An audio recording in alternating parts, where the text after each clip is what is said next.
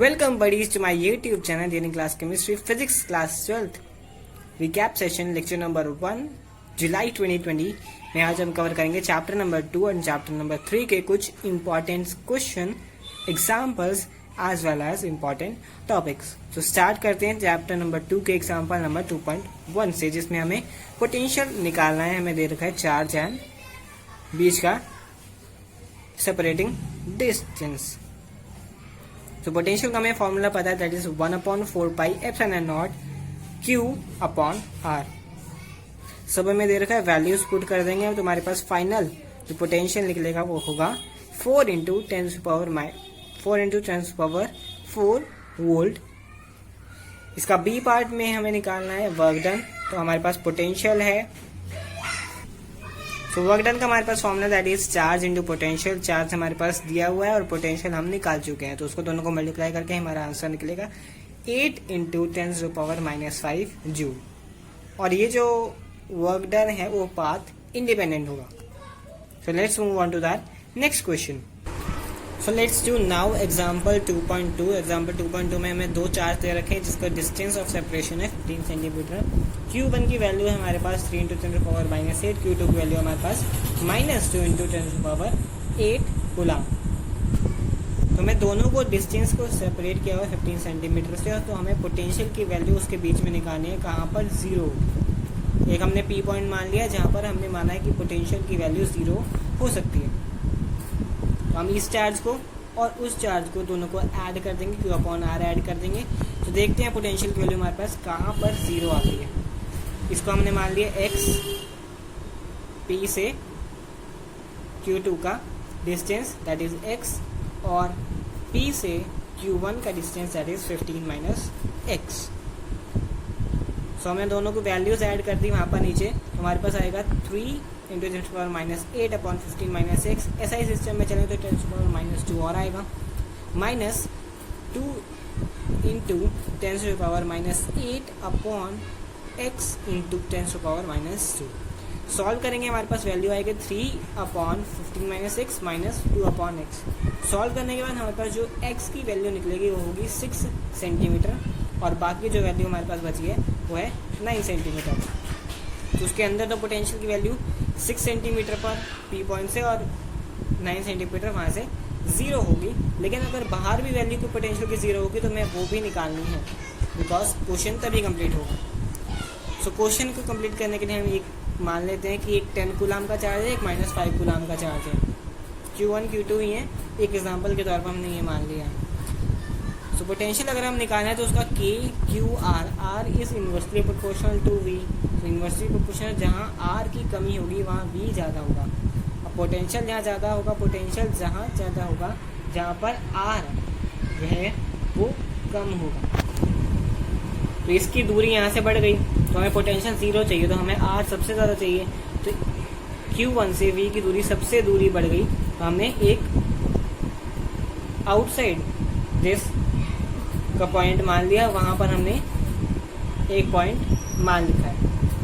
तो हम वहाँ से वैल्यू अगर पुट करें तो वहाँ पर V1 की वैल्यू हो गई K इंटू 3 इंटू 10⁻8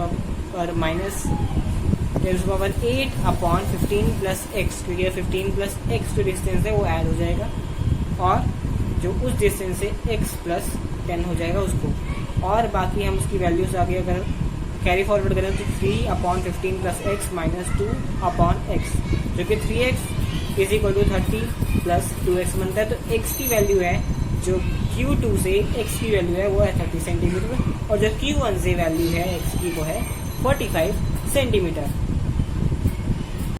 हमारे पास अगला एग्जाम्पल है एग्जाम्पल नंबर 2.5। उसको हम सॉल्व करने वाले हैं।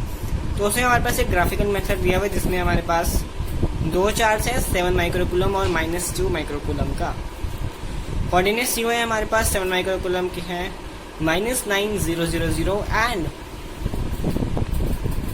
2 माइक्रोकूलम के हैं हमारे पास 9000। हमारे पोटेंशियल एनर्जी निकालनी है हमें, उसकी इलेक्ट्रोस्टैटिक पोटेंशियल एनर्जी निकालनी है, हमने U निकालना है। तो U का फॉर्मूला हमारे पास है K Q1 Q2 upon R। K हमें पता है, हमारे पास कांस्टेंट है epsilon nought that is 9 into 10⁻⁹ newton metre square coulomb -2। Q1 हमारे पास दिया हुआ है 7 माइक्रो कूलम, उसको हम ऐसा यूनिट कूलाम में चेंज कर लेंगे 7 इंटू 10⁻⁻6 कूलाम। Q2 को हम ऐसे चेंज कर लेंगे -2 इंटू 10⁻⁻6 कूलाम।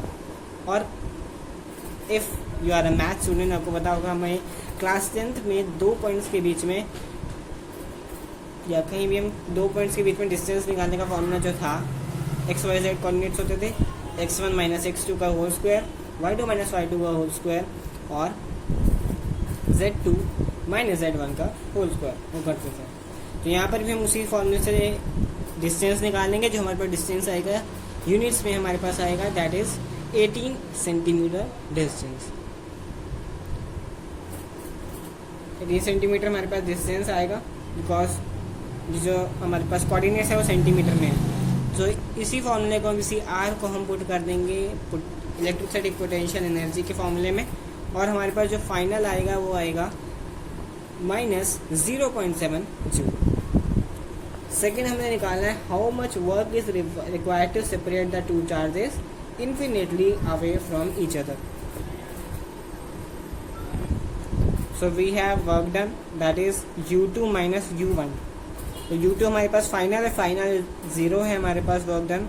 और जो हमारे पास अब का वर्क अब की इलेक्ट्रोस्टैटिक पोटेंशियल एनर्जी या कहीं तो वर्क डन आया उसको हम 0 में से माइनस कर देंगे, तो हमारे पास जो है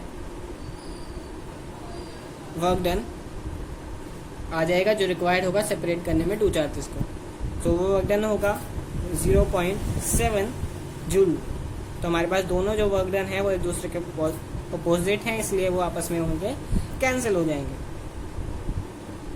जो पोटेंशियल आया और जो वर्क डन आया।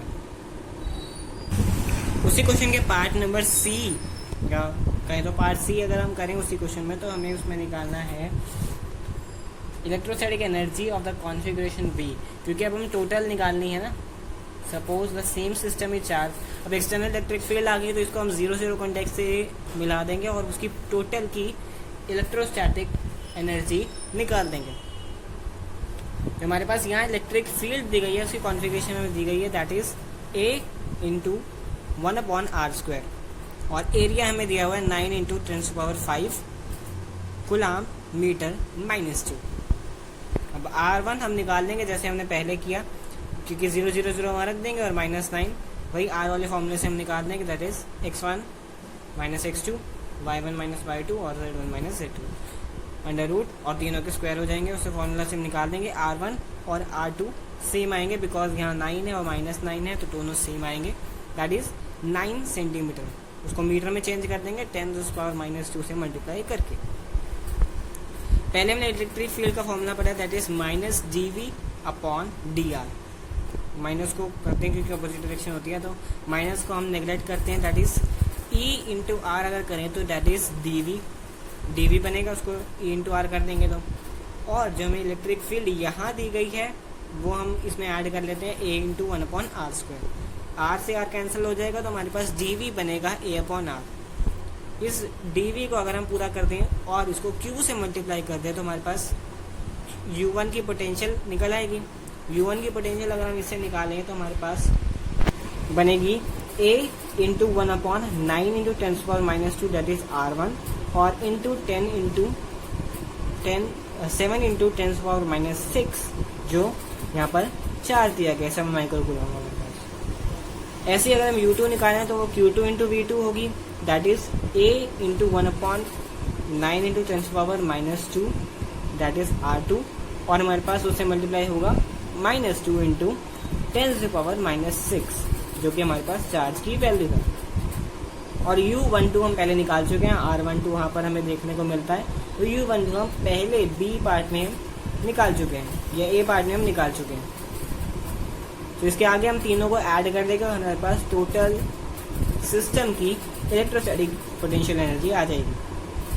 आगे उसी कैलकुलेशन को कैरी फॉरवर्ड करें तो हमारे पास A × 7 × 10⁻⁻6 अपॉन जो हमारे पास R है और -2 × 10⁻⁻6 और नीचे R है, और वो -0.7 जूल जो है हमारे पास है वो U12 है, वो माइनस में है तो ये दोनों माइनस हो जाएंगे। इन दोनों को माइनस करने के बाद हमारे पास जो वैल्यू आएगी वो हमारे पास 5 इंटू 10⁻⁻6 और एरिया हमने यहाँ डाल दिया और एरिया और R1 यहाँ पर हो गए। 9 कैंसिल हो गए और 5 जो पावर है और माइनस जो पावर है वो दोनों ऐड हो जाएगी, बिकॉज 5 -2 दैट इज़ 5 + 2 तो 7 पावर होगी। और 7 पावर के बाद हमारे पास 5 इंटू 10⁻⁻6 इंटू 10⁻⁻7 मल्टीप्लाई में पावर ऐड हो जाती है और 5 इंटू 10 दैट इज़ 50 जूल और ऊपर जो 0.7 माइनस में है उसको माइनस कर देंगे तो उसके बाद हमारे पास फाइनल रिजल्ट जो आएगा वो होगा 49.3 जूल। तो ये फाइनल कॉन्फ़िगरेशन के बाद हमारे पास इलेक्ट्रोस्टैटिक पोटेंशियल एनर्जी आ गई। तो अगला क्वेश्चन हमारे पास है एग्जाम्पल नंबर 2.7। इसमें हमें 4 कैपेसिटर दे रखे हैं C1, C2, C3 and C4। चारों के चारों 10 माइक्रो फेरेड के हैं और हमारे पास इसमें 2 पार्ट है, जिससे पहले पार्ट में निकालना है इक्विवेलेंट कैपेसिटेंस और दूसरे पार्ट में हमें निकालना है चार्ज ऑन ईच कैपेसिटर। तो हमारे पास देखिए 4 कैपेसिटर लगे हुए हैं C1, C2, C3 and C4 और उसको एक पोटेंशियल से 500 वोल्ट का पोटेंशियल से हमने कनेक्ट किया हुआ है।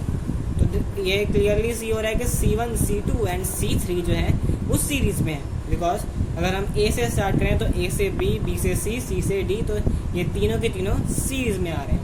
और कैपेसिटर में हमें सीरीज़ का फॉर्मूला पता है, वो रजिस्टर के इन्वर्स में काम करता है। और रजिस्टर में इन्वर्स में अगर चलें तो हमारे पास बनेगा 1/C = 1/C1 + 1/C2 + 1/C3 और C0 अगर हम पूरा निकालें तो वो बनेगा 10/3 माइक्रोफैरेड दैट इज़ 3.3 माइक्रोफैरेड।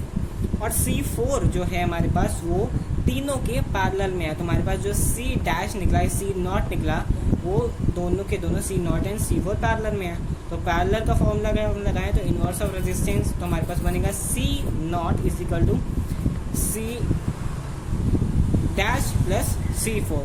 तो 10/3 + 10 दैट इज़ 40/3 और either we can say 13.3 microfarad. उसी क्वेश्चन का बी पार्ट अगर हम करें तो बी पार्ट में हमें चार्ज ऑन ईच कैपेसिटर निकालना है। अब C1, C2, C3 सीरीज़ में है तो वो तीनों ऐड होंगे और 500 पोटेंशियल के इक्वल रख देंगे, दैट इज़ V या C = Q/V। तो V = Q/C। अब C1, C2, C3 सेम है तो उसका पोटेंशियल भी या कहें तो चार्ज भी सेम निकलेगा और चार्ज सेम निकलेगा तो हम एक ही चार्ज रख सकते हैं, दैट इज़ Q रखेंगे तो 500 volt into 10⁻³ that is capacitance निकला है। तो हमारे पास चार्ज निकलेगा 1.7 इंटू 10⁻³ C1, C2 और C3 तीनों पर। C4 के लिए हम कॉन्टेक्स्ट में लेंगे Q0 और Q0 लेंगे तो हमारे पास एक 10 माइक्रोफैरेड का चार्ज 10 माइक्रोफैरेड का कैपेसिटेंस रखेंगे तो हमारे पास बनेगा 5 इंटू 10⁻³ कूलम।